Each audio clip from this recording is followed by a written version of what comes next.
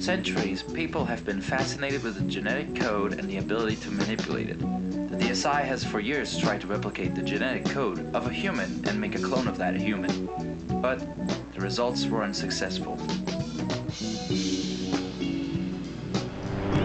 Results usually ended up in nothing but speckles of dust. The DSI was perplexed in how to solve this puzzle. However, their wish got answered once they got contacted by a certain individual named Attenborough. Apparently, Attenborough knew of a secret ingredient needed to finalize the copy of the genetic code. The secret ingredient was nothing but the old natural source. Hello there, my name is David, and do not think about the ears. They're for a future video, I promise. Anyways, it's the spooky season. And of course, for Halloween, I want to talk about something that is very dear to me. Of course, I'm talking about Sylveon! No. I seem to have discovered how David has created his clones, but there's something that's not quite right here. I can't for the life of me figure out how such a complete and utter moron could figure out the complex genetic... Analog horror is a genre of YouTube videos that I have followed for several years by now, ever since Local 58 became a big thing. Gemini Home Entertainment, the Walton Files, the Greylock tapes, I've seen most of them. Yeah, I know I didn't mention Mandela Catalog. I don't like that one very much, but you know, if you like it, good for you. I just don't really like it. I don't know, it just doesn't really hit me that way, you know. But what is it that captivates me so much about analog horror? Well, you know, I think there's a lot to talk about here, but like analog... You just said ain't...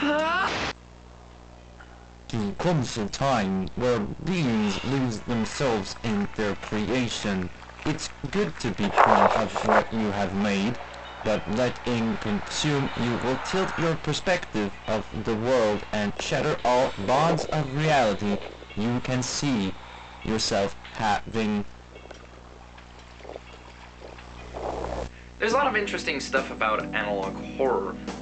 I mean, it's not really unique anymore, but like, if you look back at like Local 58 when it first came out, it was so unique to see these aesthetically interesting videos with like deep context that you don't really get to much see. There's like some deep horror inside of these. The silence and the crackling of the VHS while you watch this person driving out to God's know where. If you've watched Local 58, you kind of know what I'm talking about. It's actually fun. It's kind of like a progression of creepypastas if you think about it. It's kind of like they've evolved into this new thing.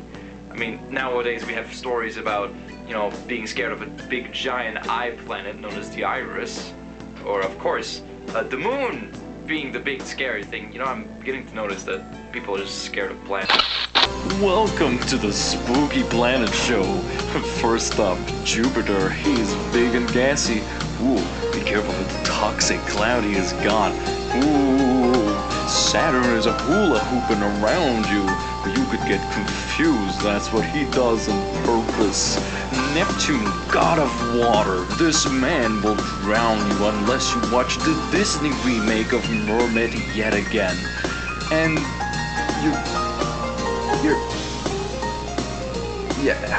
you cannot make this guy terrifying. What? Whose idea was it to decide to name a planet Uranus? This here is what you call a bird's nest. It's a nest for all the bad ideas this gentleman will be having. He might seem like just any usual person, but in actuality, he's a The analog horror series that I like the most is known as Gemini Home Entertainment. And the reason I like Gemini Home Entertainment so much is because of its creature designs and the progression of its story. We are gonna have a hive dance with the Iris. Oh. Are we doing a ritual dance to appease the blood moon?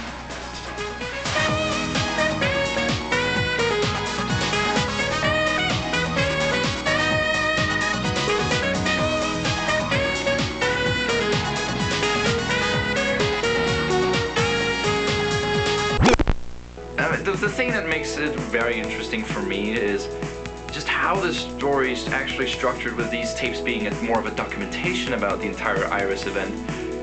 basically just giving you insight into like this planet that just came in and like all of the horrors that it has started on Earth that people basically don't really know that much about. And it's interesting to see how the story develops with this.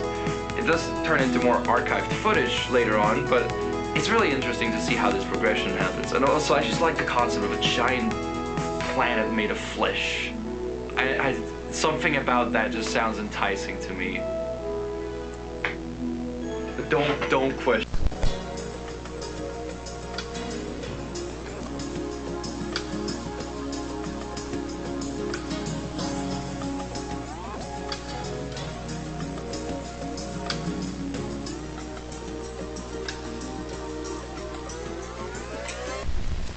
Another really good analog series is the Walton Files, which, well, this one obviously takes a lot of inspiration from FNAF, but does it in a way more gruesome way. Oh my god, the sound design in that, oh, whoa, woo, there's a lot. Episode 1 and 2 are pretty much like the standard thing for Analog Heroes series, and then you get episode 3, which is like a full-on Let's Play thing, but like everything goes terribly wrong in so many ways. I don't know, Walton Files for me is like one of those that are just so impressive by just how weird it is and how artistically made it is. It's very unique. Of course, another really good one is the Greylock tapes. If you haven't seen that one, go see it. It's definitely one of the most brutal ones, I would say. It's definitely gotten up there in popularity because of how terrifying it is and how interesting it uses the concepts of thought forms, and also uses like some real CIA stuff to like utilize it as a plot development. Now, of course, they're using I think it's called Project Starlight. Something about manipulating people or something. That was like something CIA tried to do at some point. I don't remember it. Project Stardust. Stargazer? I think Stargazer is the name. I don't remember. I'm trying to remember it off my head. This is very hard to remember. But they're using that concept as a way of like forming these ghosts, apparitions, and they actually explain ghosts within their story here by making it into thought forms, which are basically beings that have been made from your thoughts. But thought forms for me are just like such an interesting concept, and I honestly think that the Greylock tapes is very terrifying in a lot of ways. I mean, we're talking about babies just getting disappeared from the womb, and people getting, you know, invaded by literal ghosts that they have no idea are existing. It's very terrifying. There's like really good tapes. Like Greylock is by far it's like on top level. Speaking of which, the Liminal Land. Made by an expo who actually covers a lot about these analog horrors. Liminal Land is so unique in its design of thought process and stuff like that. It's basically taking the liminal spaces and making a theme park out of it, which, why has no one else done that? That is like the perfect thing to do liminal stuff about. Like, honestly, theme parks that are so weird that like making liminal stuff about theme parks should have been like a thing they've done before, and it uses a lot of AI images to make these very cursed pictures, which I think works a lot in the series' favor. It's got that very mystical vibe behind it, and it's really enticing. Liminal Land is more of a ARG entirely than like analog, but it does have a lot of analog tapes. I think 3 of them, and it talks about this story about this theme park that is clearly doing something a bit more sadistic than we know about. I mean, I amazingly just like the concept of like theme roller coasters that are just very weird in concept, like the Laugh Shack, I think it's called, which jolts you and makes you laugh. Oh, wrong. That's right. Get the eraser gun for $199.99. Dial 123-123-123-123-123-123-123-123-123-123 today. I've been your host, Gary Gobsmack, and I'll smack you in the next commercial break. See ya in 20 seconds. But yeah, I know this video came a bit out of nowhere, especially since the last one was about, you know, board games, and we just jumped over to this one. I just really wanted to talk about analog horrors. It's been a while. It's been sitting in my brain for a while, and I wanted to do it. You know, it's a thing I really like, and I want to talk about it. It was, yeah. But yeah, that was it. Thank you guys for being here. It was nice to see you again. You there? I want to see your pants off, okay? I see you there behind there. Well, so you got under the couch, right? Yeah, you gotta stop. What are we doing today, David? Sylveon cosplay? Fuck off. You okay, David? My master plan is about to be finished. I'm telling you, you can't have sex with the Little Mermaid. She doesn't. Good evening. My name is Sir Colin Edinburgh, and today on the Wild World. Hang on. Does that say PhD in B hentai? It does yours says hentai in harem. Right. I want to ask if you don't ask. Exactement. Ouais, je suis d'accord dessus. Bloody Frenchman. If it gets broken. Et Oh, look at this. Holy, by the almighty Grail, thy mystical bauble has revealed to me that David, he's up to something. We've got to go. Now. Zut alors, but what about the one once he works? We can look at the depressed Lego people another time. This is more important. Not over my dead baguette. I And will now- not do something important for society. I will kill your baguette. And je vais strike sur cette baguette. Strike? We're cousins. You can't strike out on family. Putain, why did he have to be British? Why did he have to be French? Why did I get stuck with him? Merde, vas-y, on va aller. Bloody Frenchman. Now, what in the radical rad is going on? Oh my gosh! The YouTube power is mine now. David, are you okay? Don't bother. David is just in one of his episodes right now. Oh, you think that, huh? Well, let me reveal my true self. Man, this is just uncool. No, it's just straight up, 100% not cool. You fools!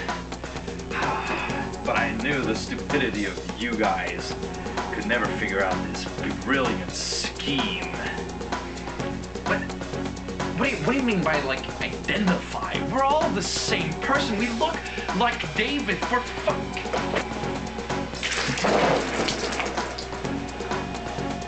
Why is that a power you have? Screw you, dingleberries. I will now head to the basement where I don't belong. That was fun. Dude, no it wasn't. It was not fun. Why is Dr. Disobedient here? Where's David? Oh yeah, no, he was just at a cafe, you know. He's been living there for 6 months. Well, that explains why this video didn't take 6 months to make. God damn, at least we should probably actually have Dr. Disobedient make all the videos from now on. Cool.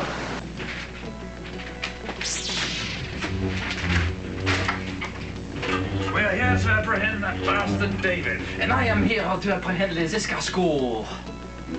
Where is he? The DSI! The bloody bastards! They had us right where they wanted us all along! Oh no! What will I do? I am French! That means I run away.